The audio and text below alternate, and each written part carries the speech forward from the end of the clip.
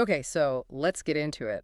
Today, we are doing a deep dive on a product that's all over social media, the LilyStyler 5-in-1 MultiStyler Pro. Right. And the mission today is pretty straightforward. We're taking this amazing marketing, this Dyson style aesthetic for a tiny price Yeah. and just holding it up against what's really going on. Exactly. We've got customer reviews, business data, the works. And that pitch is so good. It's the hair care holy trinity. It says it can dry, curl, straighten all in one. Fast styling, less heat damage, the whole package. It's not just selling a tool, it's selling you a premium experience on a budget. It is. But that's where the story starts to get interesting. The moment you look behind the curtain at the company itself, things get a little shaky. Shaky's a good word. We ran the website through platforms like Scam Advisor, and what do we find? A really low trust rating. And that low score tells a very specific story. It's a profile, really. The website domain is brand new, and there's like zero transparency about who they are. No real address, no easy-to-find phone number. Precisely.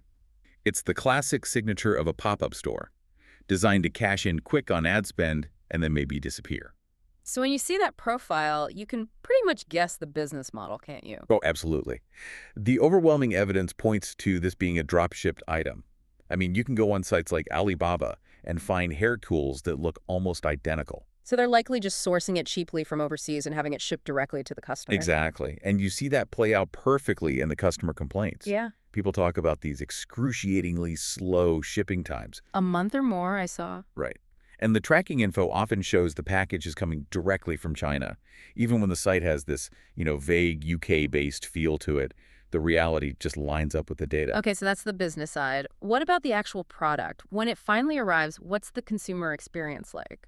It's a really mixed bag, which is fascinating. On some review platforms, you have people who say, hey, it works. It does technically dry and curl their hair. And for that low price, they feel like they got a decent deal. For some, yeah. But the pattern of disappointment is, it's very strong and very specific. What's the main complaint then, if it technically works? It's the feel, the execution. People say it just feels flimsy or more plastic than it looks in the ads. It completely fails to deliver on that premium aesthetic it promised. Ah, so the dissatisfaction is about the gap between the ad and the reality. Yes, and it gets worse. On places like Reddit, the feedback is much harsher. You see users warning people that trying to return it is an absolute nightmare. Let me guess, you have to pay for expensive international shipping. You got it. Back to some undisclosed warehouse.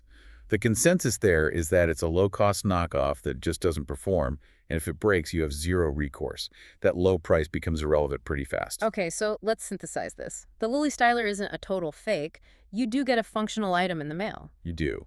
But the risk of being seriously disappointed is high, and it's tied to a business with basically zero customer support. So the real problem is the huge gap between that slick Dyson aesthetic marketing and the actual build quality. That's the core of it. And it's all propped up by a business structure that is fundamentally untrustworthy. Which brings us to some practical advice. If you're still tempted by an ad like this, you have to protect yourself. Please do. Don't use your debit card for these kinds of sites. Right. Use a credit card or PayPal, something that gives you a way to dispute the charge if the product isn't what was promised, or if they make returns impossible. I think in today's online market, the biggest risk isn't always receiving nothing. It's receiving something that's just good enough to make fighting for a refund a huge, discouraging hassle. Which leaves us with a final question for you to think about.